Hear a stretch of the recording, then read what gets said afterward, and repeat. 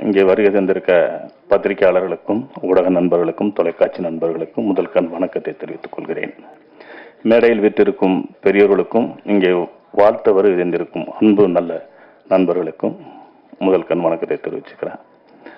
ரஞ்சித் அவர்கள் என்னுடைய சகோதரன் மாதிரி. நான் ஒரு ஹீரோ, நான் டைரக்டர் அப்படி நாங்கள் பழகலை. ஏன்னா அவருக்கு உடன் பிறந்த சகோதரர் மாதிரி எங்களுக்கு அவர்.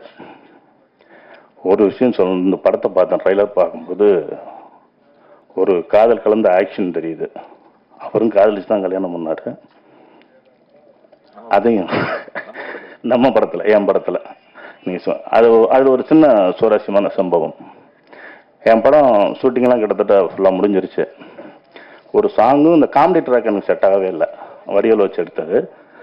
அந்த நேசம் புதுசு படத்தில் காமெடி ரொம்ப பெருசாக பேசப்பட்டது. வடிவேலுக்கு ஒரு ட்ரெண்டாகவும் வந்தது. என்ன கையை பிடிச்சி செலுத்தியா காமெடி அதில் தான் வரும். அது மட்டும் பேலன்ஸ் இருக்கு. திடீர்னு ரஞ்சித் ஃபோன் அடிச்சார். ஜி எங்கே இருக்கீங்க அப்படின்னாரு. வீட்டில் இருக்கேன், இந்த வரேன் கொஞ்ச நேரம் இருக்குன்ட்டு கார் எடுத்து வந்து பிக்கப் பண்ணாரு. அப்படியே ஈசிஆரில் போயிட்டு இருக்கு கார், ரொம்ப தூரம் போயிட்டு இருக்கு. என்ன ஜி எங்கே போகிறோம், என்ன பிரச்சனை அப்படின்னு கேட்டுக்கிட்டு இருக்கேன். வாங்க ஜி சொல்கிறேன் அப்படின்னு போயிட்டே இருக்கோம். குடந்தைன்னு ஒரு இடம், நாங்கள் அங்கே சாங் எடுத்திருக்கோம். அந்த கோயிலுக்கு முன்னாடி காரை நிப்பாட்டினாரு. ஒரு பத்திரிக்கை எடுத்து அதை கொடுத்தாரு, கல்யாண பத்திரிக்கை. செல்வன் ரஞ்சித், செல்வி பிரியாரம்மன். படம் என்ன முடியல, கல்யாண பத்திரிக்கை எடுத்து கொடுத்துட்டாப்புல.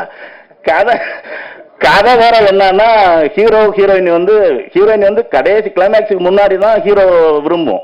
அது மாதிரி கதை. எங்க ரெண்டு பேரும் கல்யாணம் பண்ணிட்டா படமா பார்க்கும்போது புருஷ மாடட்டில பார்ப்பானுங்க, ஹீரோயின் எங்க பார்க்க போறாங்க அப்படிங்கிற மாதிரி ஒரு ஃபீல் ஆயிடுச்சு. அப்புறம் கல்யாணமே பிக்ஸ் பண்ணி பத்திரிக்கை அடிச்சுட்டாப்புல, என்ன சொல்ல முடியும். சரி ஓகே, நல்லபடியா கல்யாணம் பண்ணிக்கங்கன்னு சொன்னோம். அந்த படத்துல தான் ரெண்டு பேரும் மனமொத்த தம்பதிகளாக இன்று வரை குழந்தைகளை பெற்று நன்றாக வாழ்ந்து கொண்டிருக்கிறார்கள். இந்த படம் மிகப்பெரிய வெற்றி அடையும், அதில் எல்லளவும் சந்தேகம் கிடையாது. ஏன்னா அவர் ரஞ்சித் அவருடைய திறமை முழுக்க எனக்கு தெரியும், நிச்சயமாக தெரியும். அவர் தமிழ் சினிமாவில் தவிர்க்க முடியாத ஒரு நடிகர் அண்ட் இயக்குனராக வருவார். என் நண்பர், வாழ்த்துக்கள்.